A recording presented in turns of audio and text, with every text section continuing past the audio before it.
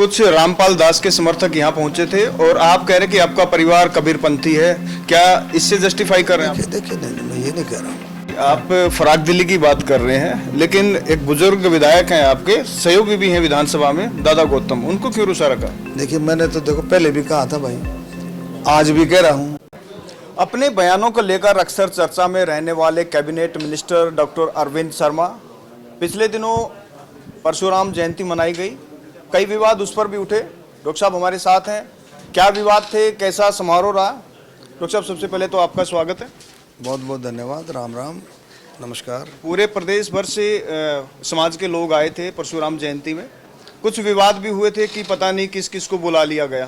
देखिए ऐसा है, पूरे प्रदेश भर में समाज के साथ, विप्र समाज के साथ 36 बिरादरी ने हिस्सा लिया, सभी ने हिस्सा लिया। और हमारा सबके साथ नौता किसके साथ था? नौता था कि भाई भगवान परशुराम, देखो आप अगर मुझे अपने घर बुलाओगे, अगर मेरा आपका मेल खाता है तो मैं घर जाऊंगा, नहीं मेल खाता तो मैं नहीं जाऊंगा। तो जो भगवान परशुराम में आस्था रखते थे, जो भी उनको मानते थे, उनकी विचारधारा से सहमत थे, उनमें आस्था रखते थे, उनको देशभक्त मानते थे, वो सारे के सारे आए, सारे आए। और हरियाणा के कोने कोने से आए। आप कोई मुझे बोलो सिरसा से आए, डबवाड़ी से आए, पंचकुला से आए, एनी कोना, इवन नूह से भी लोग, हमारे विप्र समाज के मेवात और नूह से भी आए, 5-6-10 गांव हैं वहाँ भी, उनसे भी आए लोग, निकल कर, कोई कोना बचा नहीं। और लोगों ने एक बहुत विश्वास के साथ, विश्वास किस में था? विश्वास था गौड़ ब्राह्मण विद्या प्रचारिणी में, और विश्वास था माननीय मुख्यमंत्री नायब सिंह सैनी आएंगे तो कुछ न कुछ संस्था के लिए करेंगे। इस विश्वास के साथ आए। उस संस्था के साथ लोगों का आत्मा से जुड़ाव, 80,000 के करीब इनके मेंबर हैं, 80,000 मेंबर हैं। और लोगों का, आप पता ना, जब ब्याह शादी होती है तो संस्था के नाम का निकलता है, कोई और भी जो कार्यक्रम होता है संस्था के नाम का, लोगों का पर्सनल तौर पर लगाव है। अभी कुछ दिन पहले, कुछ समय से गौड़ ब्राह्मण विद्या प्रचारिणी किसी कारण से थोड़ा सा ही हो रहा था, लेकिन अब धीरे धीरे करके माननीय मुख्यमंत्री नायब सिंह सैनी जी ने शुरुआत कर दी है। और मुझे पूरी उम्मीद है कि अब ये शुरुआत बहुत अच्छा रंग लेगी और यहाँ के पर लड़के लड़कियों का, आने वाले लड़के लड़कियों का भविष्य उज्जवल होगा। अच्छा, एक अच्छी शुरुआत हुई है बिल्कुल, लेकिन कुछ विवाद हो गया था, पहले अटक गई थी जमीन, और उसको, उस विवाद को सुलझाने में बहुत से लोगों का योगदान भी माना जा रहा है। क्या आप इसमें सबसे मेरा सवाल यही है, क्या पूरे सर्व समाज का योगदान है या फिर व्यक्तिगत तौर पर? देखिए ऐसा है, देखो समाज, जैसे मैं हूँ, मैं भी कोई बात रखता हूँ, कोई बात करूँगा तो मेरे साथ समाज और बिरादरियाँ लग करके जब जा करके बात आगे सुनी जाती, तो सबका इसमें योगदान है। अब हमारा सबका सबसे बड़ी बात यह है कि इस बात में योगदान करें आप कि संस्था आगे बढ़े, संस्था आगे बढ़े।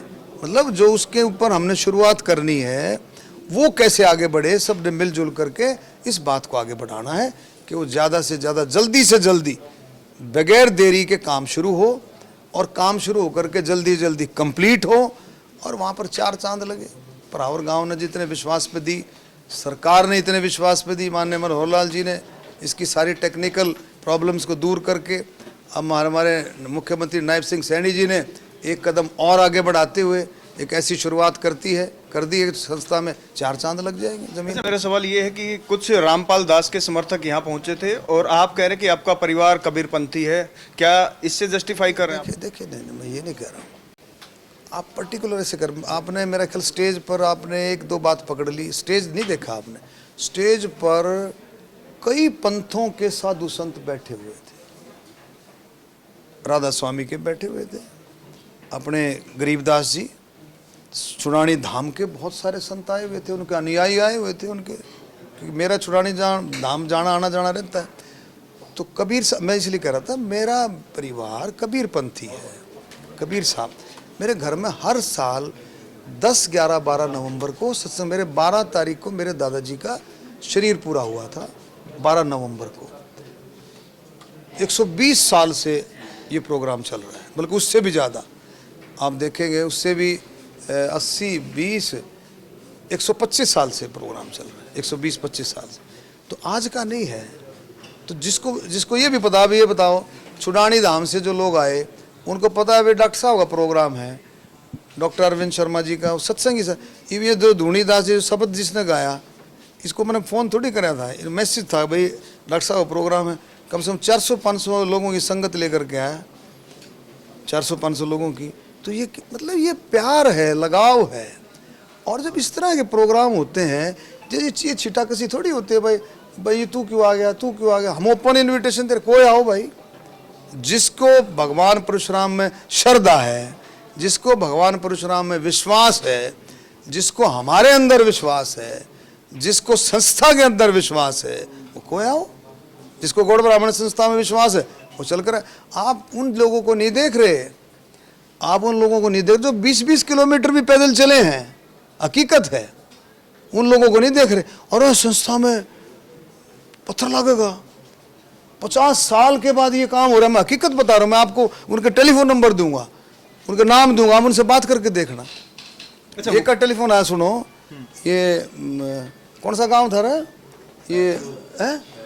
नहीं भैंसरू नहीं, ये जो उसका जय भगवान वाला भूरावास। देखो सुनो, भूरावास से फोन आया, रात को फोन आया कि जी आपका टेलीफोन आया। मतलब जिन लड़कों ने फ़ोन किया उनको बोला जी मेरे पिताजी की तो डेथ हो गई कुछ दिन पहले, लेकिन मेरे पिताजी डॉक्टर साहब से इतना लाड करते थे, मैं ज़रूर आऊँगा। और वो कैन यू इमेजिन, वो मोटरसाइकिल पर आया, अकेला आया मोटरसाइकिल।